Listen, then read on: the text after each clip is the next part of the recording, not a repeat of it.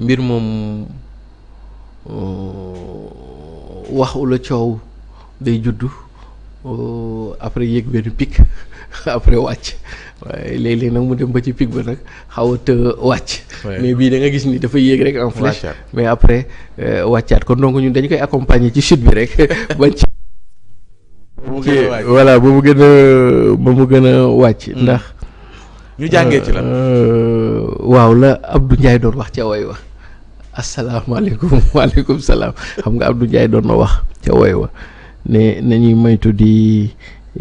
ñaawoo ndax bu ñu dee ñaawoo dana tax li xaay muy gune yi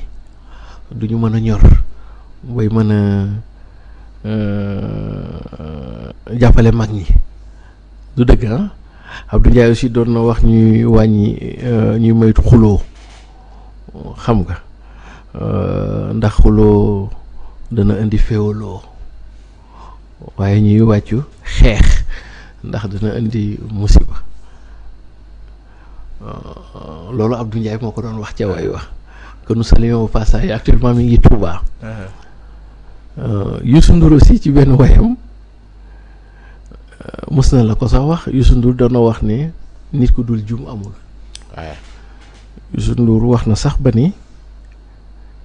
kilifa dina juum mag dina juum ndaw dina juum góor dina juum jigéen dina juum xanaa ma yokk ci rek abbe sax dina juum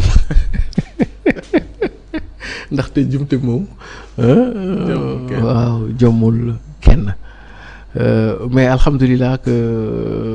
kii bi parce que dafa mel ni comme li nga ma laaj ñu jàng ci lan mooy bu ñuy wax guy ga moom nañuy wax guy ga rek te bañ koo jaawaleeg daqaar ga ndax dama jàpp ne Ousmane ca la mu doon wax moom guy ga la doon wax abe tontu ko daqaar ga ndax Ousmane na ma waxee ca guy ga mooy le prisme d'attaque de Ousmane par rapport au voile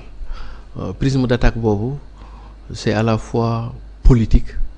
social et culturel moom ci aspect boobu la waxee abbé moom tontu du point de vue de la religion et voire même de la spiritualité donc mooy daqaar ga fi ma tax ma beneen bi mooy Ousmane ca la mu wax dëgg moo waxuta sax ñun en fait parce que kuy magnifier le dialogue islamo-chrétien ak kuy magnifier le modèle de vivre ensemble ko kenn du ko jàngal ñu cosaanoo Casamance. Casamance c'est notre capitale du vivre ensemble c'est notre capitale par essence du dialogue islamo-chrétien na mu demee Casamance et un peu dans les îles ay Joal côté yooyu noonu mais l'essentiel pour Casamance c'est notre creuset de vivre ensemble kon Ousmane bu fa cosaanoo moo la gën a xam yooyu yëpp en fait Ousmane ci biir wax ji sax moo ngi koy citer nommément moom France lay waxal ndax France dañoo am ñoom seen école bopp boo xam ne ñoo ko moomal seen bopp fii ci Sénégal mu tudd Jean Mermoz est-ce que comprendre nga te man dama jàpp ne Ousmane n'est pas allé au bout de son discours peut-être ne pas stigmatiser mais que moomoon wax ji dëgg c'était Jean Mermoz avec prisme yéen France loolu seeni loi la seeni aada la du seen cosaan sax mais moom ngeen bëgg a cosaanoo comme bu ngeen nekkee seen réew nag loolu bu leen neexee ngeen doxal ko fa mais nag ñun fii suñu réew yooyu ngeen di doxal seen réew du mën a jàll fii ci suñu réew est-ce que comprendre nga. parce que Ousmane sait très bien que école catholique yi ngay dégg fii Sénégal. ñëpp xam nañ ni ñi ko moom muy l'église catholique bu Sénégal qui n'a rien à voir avec la France ou l'État français en soi. ñoom Sénégal nañu bokk comprendre nga bi ci des te foofu lay daaneel rek parce que coow li moom wàcc na. bien sûr. xam nga Yeesu Krista ni ñu koy waxee kooku sunu yonante la ñun jullit ñi. yonent yàlla Isa ñu koy woowee Jésus moom dafa wax ci Bible bi Jésus de mooy wax waaye Macë moo ko jottali Macë mu ni tu ne jugeras point te loolu c'est un principe sacro-saint dans le christianisme ou dans la chrétienté quelque part te loolu dafa dal sax mi ngi sax ci alxuraan mais d'une certaine manière moom la El Hadj Assane Gueye doon wax yàlla rek a xam mooy l'expression de El Hadj Moustapha Gueye yàlla rek a xam et donc il y a eu beaucoup de jugement dans le discours mais bon alhamdulillah heureusement que sorties yi mujjee am da ngay gis ni sorties yooyu sax moo tax affaire bi daal bi wàcc waaw mu walla ni sama kal boobu njaayeen boobu xam naa ne jour boobu lekkul mburu quoi xam nga njaayeen yi moom surtout bu doon séeréer bu dekkee njaayeen nekk tukulóor sax moom garaawul mais bu dee njaayeen ba pare nekk séeréer xëy suba ndékkiwul lekkul mburu moom lu ko neex lay wax xam nga mais bon c'est de bonne guerre donc ñu jàpp rek ne kenn ci ñun église bi d'abord sax réglé na question bu yàgg quoi de par nu mu gérer la communication gérer na ko quoi mais quelque part aussi da nga naan des fois ce fut un mal pour un bien aussi quelque part oui parce que xam nga société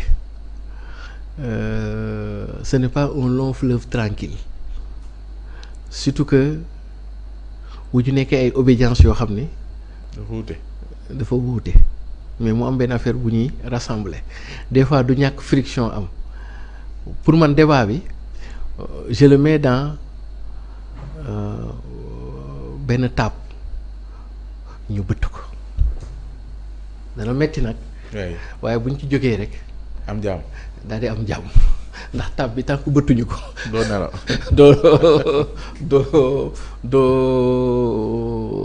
doo nelaw te société buy dox mu am yenn mutation yi des fois bu gaa yi ragal coow comprendre nga parce que de la contradiction jaillit la lumière pour man coow li yëpp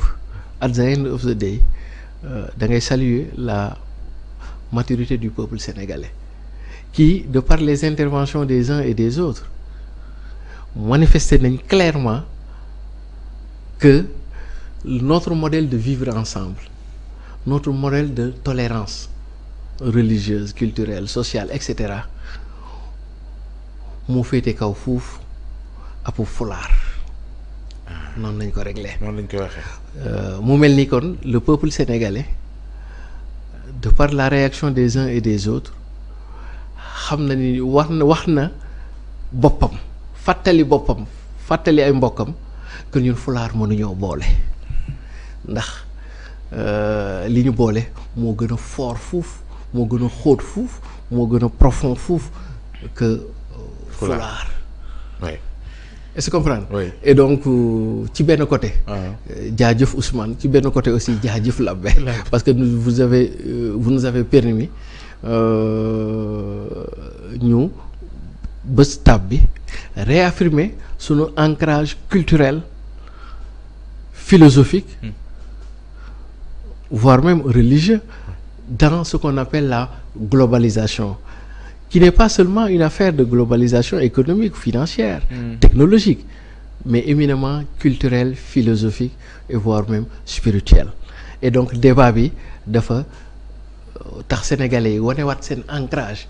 ne ñoom ils sont dans le vivre ensemble et dans la tolérance. te looloo ñu boole mënuñoo tàqali. Absolument. dañuy jeexaleeg benn kàddu yu Ousmane Sonko premier ministre ci bi muy dalal vice-président bu